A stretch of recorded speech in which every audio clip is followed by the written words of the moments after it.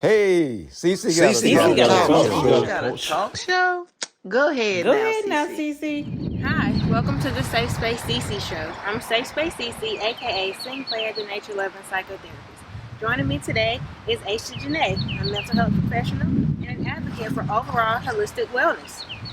Today's lesson is brought to us by No Looking Back. This beauty was taken in my parents' backyard. If you have been watching the episodes, you will see that being in my parents' backyard is a place where I am often at. This beauty was swimming towards me and then it would swim away. We were kind of playing a game of cat and mouse, and instead of being frustrated, I was taught that you should stick to your boundaries. That duck did not care that I was trying to get that picture. My feelings are still hurt about that. I mean, not hurt, but I feel some type of way about it. But from that lesson, I was taught to keep moving forward. There's no looking back. Ignore the noise. Just keep pushing. Aisha and we met when we were both working at the suicide hotline. During those times, we were often reflecting on those type of conversations we were having with the people who would call in, and a lot of times things they would be struggling with are things that were holding them back in the past. And I don't know where I'm going with this, but things that were holding them back in the past, and we would try to tell them, hey, you have to make a decision and stand on that. You have to be firm on your boundaries. And I just want to discuss what being firm on your boundaries and not looking back looks like for you. Thank you for having me. Staying true to my boundaries for me really kind of helped push me forward in really even developing my identity. Because when I would allow people to do certain things, even though I knew me as a person, I didn't like it, even though I would allow them to do those things and they think it's okay, they develop a habit of treating me like that, or develop a habit that that's expected behavior just because I allowed them to push my boundaries. Right. So if I don't stand firm on what I believe in, or if I don't stand firm on just my own wants or my own needs, other people will just push me around and do whatever they feel like it because I haven't placed that boundary and stood on my own expectations of myself. One thing that I find currently that clients struggle with is control, and putting that control in. They give others so much control, and I tell them, like, this is your world. You have to put up that boundary. I tell my clients, focus on what's in your control, and once you realize what's in your control, put up that boundary and stand firm on it. Because, like you said, people are going to think that it's okay to continue to do that behavior over and over because you allowed it the first time. That said, just because you allow something to happen, you don't have to allow it to happen again. That's another thing that I struggle. That's something that I personally struggle with. I try to be aware of what's happened before and how I was affected by it before, and what is in my control where it can not happen again. It's almost like trusting too, because you said that once you give somebody access to you, you can at some point, stop access completely, which is true. But like you said with the duck, it kept coming back because it wanted to talk to you, it wanted to say, hey, what's going on? Something. But you kept pulling out the camera and it was like, no, I don't want no pictures. So it's almost like you're trusting somebody and you're giving them that chance to do better. And it's like, let's go ahead and put us in the same situation and see if it's going to yield a different result. And once it finally, after trial and error, once it finally gets to a point where you're like, yeah, I'm just going to not give it any chances anymore, you can do that too, and you can finally swim away.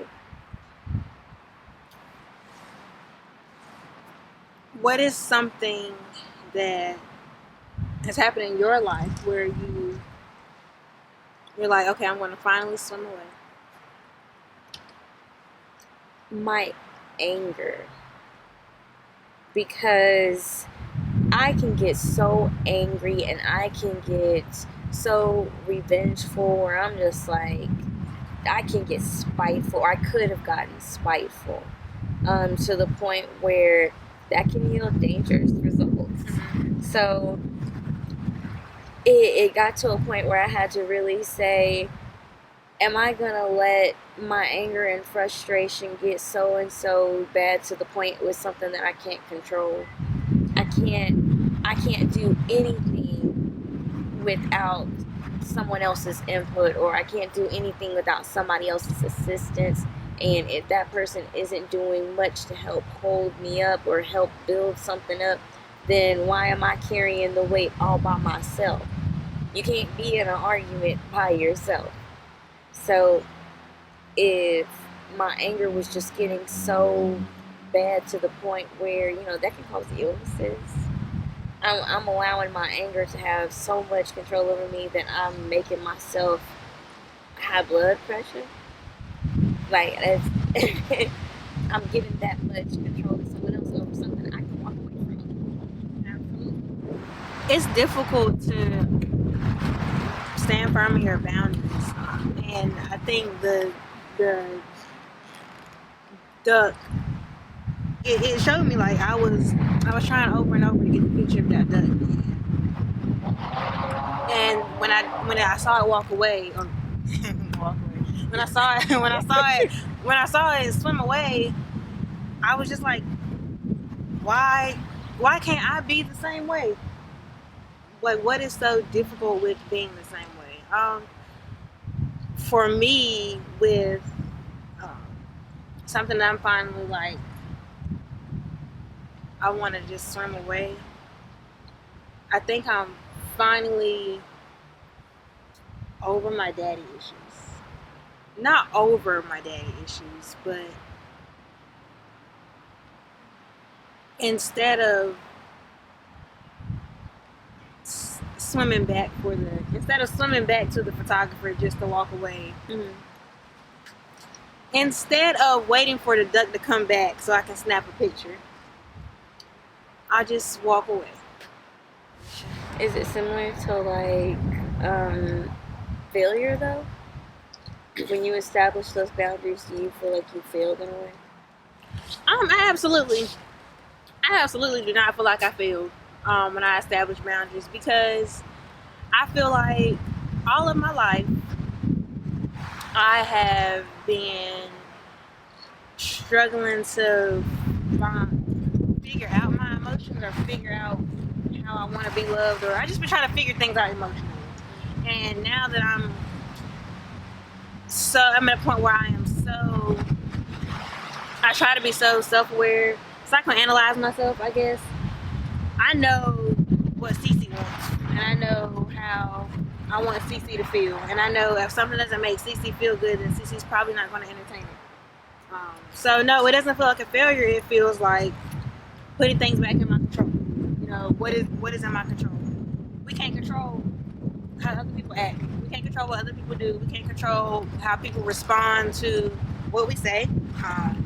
We can't control how people respond to the boundaries that we put up. But what we can control is ourselves. And even with that said, we're not even in control of what we think or feel, but we are in control of how we respond to those thoughts and feelings. And I love telling people that. People, they don't really get the example. But like, I tell people, if you're in Target and like a little stranger just run up to you and want to show you something, you're not gonna be like, "Hey kid, get out of my way." That might be the first thought. I mean, that would be the first thought in my head, because I'm like, why does little stranger come up to me? So it was like that, but that's not how I'm going to respond to that little kid. I'm not going to tell that little kid, "Hey kid, get out of my way." I'm gonna be like, "Oh," or something like that. So I couldn't help that my first thought was being annoyed that a little kid wanted to come up to me, but I was in control of, am I going to respond with, "Yeah, little kid, move, you're annoying me," or, "Oh, that's a cool car." You know what I mean? Yeah. So I saw that to say, no, it doesn't feel like failure. I feel like I'm standing up for myself, and I feel like my inner child is proud of me. I think that's a good point that you brought up when talking about your inner child. And I say that to say, immediately when I think of failure, I think of what we teach to children. And especially when I think of boundaries, I think of what we teach to children. Because adults expect children to behave a certain way when they get into certain environments. They expect a child to, abide by the dress code and, these rules, and they expect the child to do all of these different things. But an adult will show their whole behind and act like, oh, I'm an adult, I'm grown, I can do whatever I want to do. And it's like, no, that is not how just common courtesy is. Mm-hmm. We have boundaries in place so that individuals can be safe around other individuals. Mm-hmm. And when you just outright violate somebody else's boundaries, you know better. As an adult, you know better to violate somebody like that. Especially when you know that you're doing it in an instance because you can. Yeah.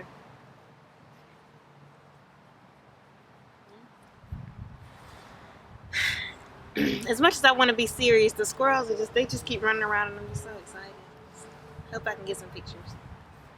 I think what we can take away from this episode is to stand firm on your boundaries. Don't look back. Block out the noise.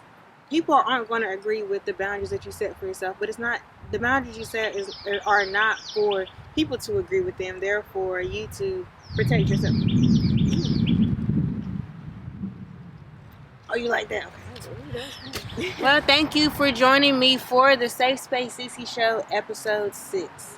Remember, I would love to have as many co-hosts as possible, so if you want to be on the show, hit me up. Thank you to Aisha Janae, mental health professional, and she's an advocate for the overall holistic wellness. Ooh, did I get it? There you go. All right. Thank you, Aisha Janae, for joining me for this conversation. I hope to have you back to co-host more episodes. One day, y'all, it's gonna be like all the co-hosts, but it's gonna be like all of us together, and it's gonna be like a lot of people. So, like, keep that in mind, okay? Again, thank you for joining me. I look forward for whatever is in store next week. So join me and let's work through our trauma together. The Safe Space CC Show. I like that, CC. Let's work through our trauma together.